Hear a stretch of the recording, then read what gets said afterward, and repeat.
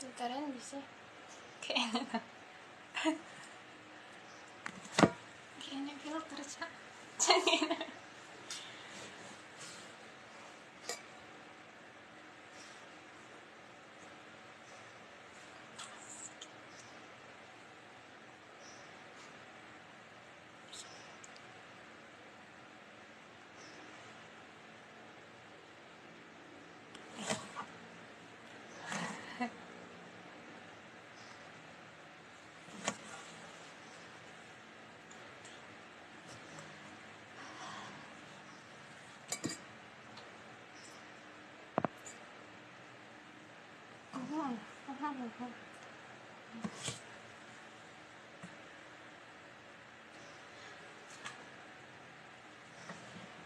Kadar rasa Kimba itu.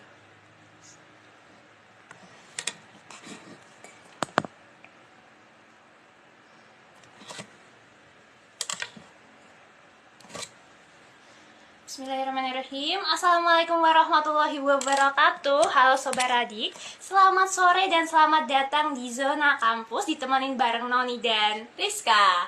Nah, biasanya nih Zona Kampus itu live Instagram di hari Selasa ya. Di minggu ini kita beda nih, kita live di hari ini. Nah, pastinya bakal ngasih informasi yang insightful banget ya. Oke, ini sambil nunggu requestan dari narsum, Noni sama Rizka bakal spill sedikit. Kita hari ini mau ngebahas informasi tentang asisten dosen. Nah, kira-kira nanti kita akan ngewawancarai narasumber yang juga asisten dosen di ilmu komunikasi. Dan kita akan bahas tuntas pokoknya ya, gimana suka dukanya atau tips and triknya biar bisa menjadi asisten dosen di ilmu komunikasi. Dan untuk Sobat Radik nih yang punya pertanyaan, mungkin bisa disimpan dulu nih. Yang punya pertanyaan di sesi wawancara nanti bisa langsung tulis di chat Instagram ya. Betul. Dan nanti bakal Noni sama Rizka bacain satu-satu. Sambil nunggu narasumbernya, teman-teman. Sebentar ya. Ini. Oh, ini.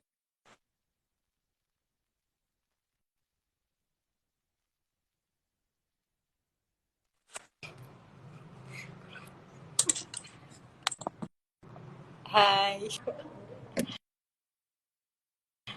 Kak. Halo, selamat sore, Kak. Suaranya kedengeran jelas gak? Udah cukup. Maaf ya nanti kalau misalnya agak-agak rame dikit. Iya, nggak apa-apa. Halo Kak Sheila, apa kabar? Alhamdulillah baik. Oke Kak, buat mengawalin pembicaraan kita hari ini, bisa tolong memperkenalkan dirinya kepada sobat adik semua. Oke, makasih waktunya. Pertama-tama bismillahirrahmanirrahim. Kenalin, nama aku Sheila Rahmah Elwahda Razak, biasa dipanggil El kalau nggak Sheila. Aku anak Ilkom 18. Terus apa lagi ya? Asli Kudus. Udah. Jadi seperti yang kita ketahui ya, Kak Sheila ini kan jadi asisten dosen di mata kuliah produksi iklan nih. Nah, Kak Sheila ini bisa sharing nggak sedikit soal pengalamannya di jadi asisten dosen untuk pertama kalinya nih? Gimana? Pertama-tama tuh waktu itu kan nggak sengaja malam-malam melihat postingannya di Ilkom. Terus lihat-lihat kan pilihannya tuh apa aja. Nah, sebenarnya tuh aku lebih tertarik di desain grafis daripada di produksi iklan. Terus yang kedua itu aku nggak tahu kalau dosennya itu juga ngajar di dua matkul tersebut. Kan Pak Made itu ngajar di Desgraf sama di produksi iklan. Nah, akhirnya aku nge-apply-nya yang di desain grafis. Waktu hari wawancara itu ada kating-kating kan yang angkatan 17 juga. Nah, tapi di sisi lain kan ada Pak Yuda juga di dalamnya. Waktu itu ditanyain, ada nggak yang apply produksi iklan sama Pak Yudanya tuh, kita jawab semua kan nggak ada emang. Nah, terus sama Pak Madanya gini, malah produksi iklan itu Pak Made butuhnya 2 orang gitu kan. Akhirnya wawancaranya tetap berjalan gitu kan, ya kayak ditanyain apa namanya kegiatannya kalau di apa di rumah gini ngapain aja, terus apa namanya kesanggupannya gitu kan, komitmen. Terus habis itu ya kalau matkul semua matkul kan ada ketentuan masing-masing, ada yang syarat khusus sama syarat umum. Kalau yang umum kan emang sesuai kriteria itu, kalau yang khusus kan lebih kayak ke portofolio dan lain-lain. Nah kalau yang khusus matkulnya Pak Mada itu, seingat aku emang nggak ada syarat khusus banget kayak nyertain portofolionya gitu kan. Nah ya udah di situ terkait pembagian disgraf sama produksi iklan waktu itu emang belum belum jelas, soalnya sama Pak Mada itu nanti masih dirembukin lagi kan keputusannya nanti siapa yang ambil di disgraf sama yang produksi iklan. Nah ya udah kan habis itu aku ya gak berharap lebih dapat di disgraf waktu itu kan, soalnya ada cutting 17 juga. Nah ya udah nunggu pengumuman, habis itu sama Pak Yuda aku ditanyain dulu sebelum pengumumannya di posting di Instagram, ditanyain Mbak kalau di produksi iklan bagaimana. Nah terus saya bilang ya gak apa-apa, soalnya dari basic produksi iklan sendiri kan itu gabungan dari mata kuliah pengantar komunikasi pemasaran sendiri, terus sinematografi. Jadi hampir sama aja kan, cuma bedanya lebih ke eksekusi aja. Nah dari itu sih aku bismillah aja nerima ngambil yang produksi iklan gitu. Oh, jadi gitu. Dan alasan Ya, Kak Sheila menjadi mendaftar jadi asisten dosen itu apa, Kak? Alasannya? yang pertama tuh sebenarnya gabut sih, gabut. Gabut. Iya, uh, kan sebenarnya aku juga gak terlalu aktif di kegiatan komunikasi, maksudnya kegiatan mahasiswa ilkom gitu kan, kayak gak terlalu ikut-ikut semua gitu. Jadi kayak kepikiran sekali-kali join lah sama yang berhubungan sama ilkom gitu kan. Ya udah aku lihat langsung tak apply, terus Bismillah aja sih, niatinnya tuh emang nyari pengalaman. Sama biasanya kan kalau kita mahasiswa kan posisinya kayak lebih suka bertanya kalau kita nggak paham maksud dari tugasnya, pengerjaannya. Nah selain di alasanku juga pengen ngerasain gimana sih kalau kita yang sering ditanyain tiap hari kayak tugas-tugasnya tuh maksudnya gimana, kalau nggak jelas tuh gimana, kan pasti ngerasain dua posisi. Itu sih alasannya kalau dari saya. Kalau buat pas pendaftaran nih Kak, kalau saingannya itu kira-kira cukup banyak atau gimana nih? Oh, kalau saingannya enggak sih, soalnya produksi iklan itu kan mata kuliahnya ngambilnya kebanyakan mata kuliah semester atas kan. Jadi kalau saingannya itu mungkin lebih ke angkatan atas kita pas gitu loh. Kalau kemarin itu ada 3 kalau nggak 4 gitu. Nah, Kak, kan mata kuliahnya itu kan banyak banget. Kenapa Kakak memilih untuk menjadi asdos di mata kuliah produksi iklan? Yang pertama itu sebenarnya aku lebih suka yang di belakang layar gitu loh, kayak yang mata kuliah yang berhubungan sama di belakang layar, lebih suka ke editing dan lain-lain, bukan yang suka di depan layar gitu. Jadi mikirnya kalau kayak disgraf produksi iklan kan hampir sejalan gitu kan, lebih ke belakang layar cuma diliatin hasilnya aja yang di depan, kayak gitu aja sih alasan itunya. Ya Kak, kalau boleh tahu nih, gimana sih alur pendaftaran biar bisa jadi asisten dosen di Ilkom? Alurnya yang pertama itu pasti follow Instagramnya ilmu komunikasi dulu biar tahu infonya kan. Nah habis itu ya itu kan di situ ada syarat-syaratnya.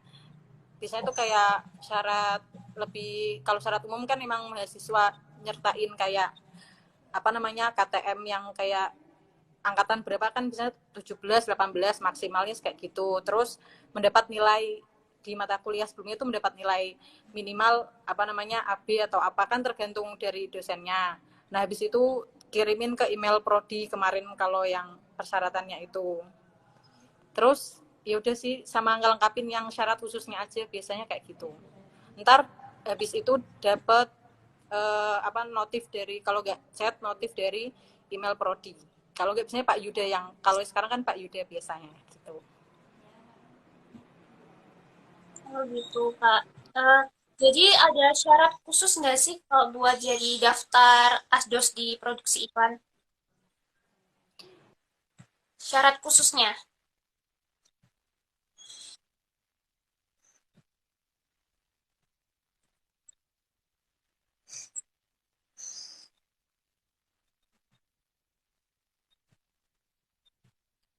Kalau kalau fotografi ada ya? Itu syarat khusus buat nah,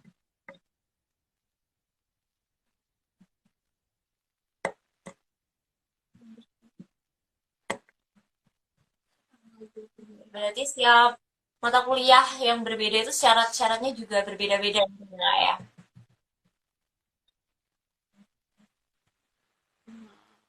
Nah, terus nih apa aja nih Kak manfaat yang didapat selama jadi asisten dosen? Wah, sepertinya putus-putus ya, Sobat Radik. buffering. Kita tunggu sebentar mungkin. Udah jelas belum suaraku? Udah Iya. lumayan Kak, udah lumayan. Kayaknya sinyalnya jelek di sini deh. Iya.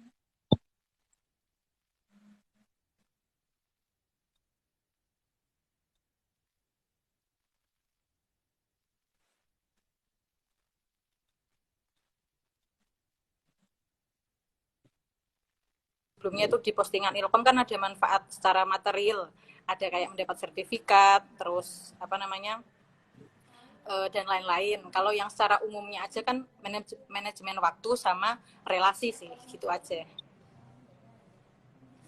Oh, jadi gitu. Kak, aku mau tanya nih Kak, kalau misal ya di tahun ini kan kita udah misal Kak Sheila udah jadi asdos di produksi iklan. Nah, tapi tahun depan itu mau daftar lagi jadi asdos di mata kuliah yang sama itu boleh apa enggak ya? Boleh sih, soalnya di situ kan nggak ada keterangan apa namanya, keterangan kayak masa apa ya, apa namanya, kayak yang sudah pernah tidak boleh mendaftar lagi kan nggak ada keterangannya. Terus waktu di pengumuman itu kan juga ada namanya itu yang cutting kita yang juga dulunya kan asdosnya fotografi juga kan. Ini kan juga daftar asdos fotografi lagi. Jadi menurut saya ya itu sih gak ada larangan. Soalnya pasti dosen juga mikirnya kalau udah ada yang pernah. Jadi kan malah lebih mudah buat koordinasinya aja sih gitu. Terus nih Kak, untuk tugas-tugasnya nih, kalau boleh tahu itu apa aja sih tugas-tugas untuk asisten dosen di Ilkom, terutama buat mata kuliah produksi iklan?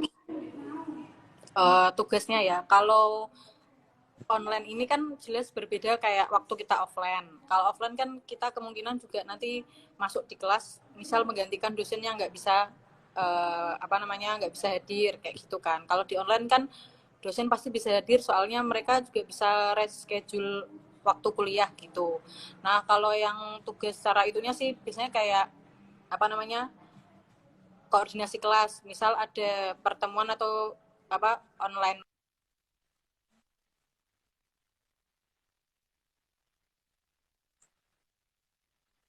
mulai mulai minggu-minggu praktikum. Nah, jadi itu mulai kayak lebih bakal sering dapat pertanyaan dari teman-teman terkait penugasan gitu sih. Lebih sering jawabin.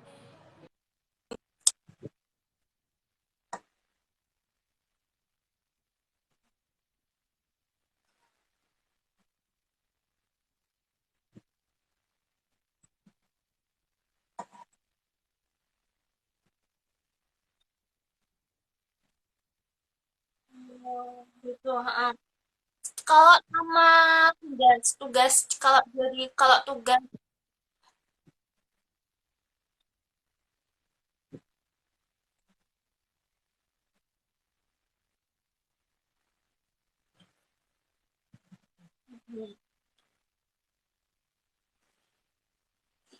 jadi tugas asdos pas online sama offline itu bedanya apa ya Kak ya? Apakah pas online lebih mudah atau mungkin lebih kompleks atau gimana? Mau buffering Super Adi. Ini sinyalnya Kak Sheila ya Iya. ini. Halo Kak, Halo Kak Sila. masih dengar?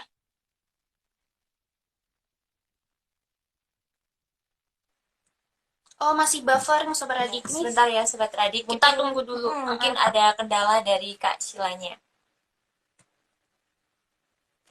Mungkin sambil menunggu Kak Sheila buat Sobat Radik yang punya pertanyaan bisa langsung